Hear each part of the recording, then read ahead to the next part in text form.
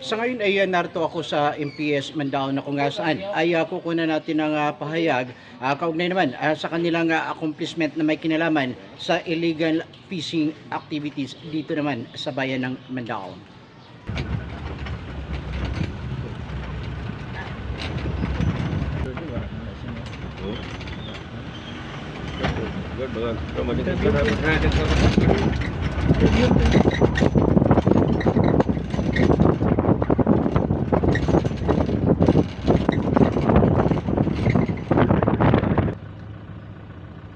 Kurang bahagi po natin, yan pong isa sa mga nahuli ng Mandaon Municipal Police Station sa pangunguna naman ni Police Major Malipot at ng kanyang tropa dito sa MPS Mandaon. At sa ngayon ating pong makikita yan pong steel boat.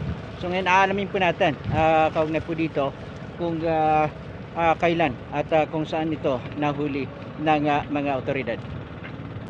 Boss, taga-asaman mo? Ang tag-iyan ini, bark ba?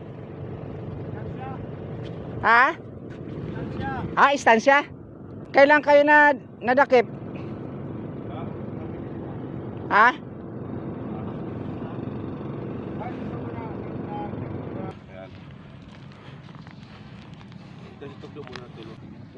Ay, natulong. Nano kay naging nagkupilik? Nano naging nakaya? Siguro ko lang basta.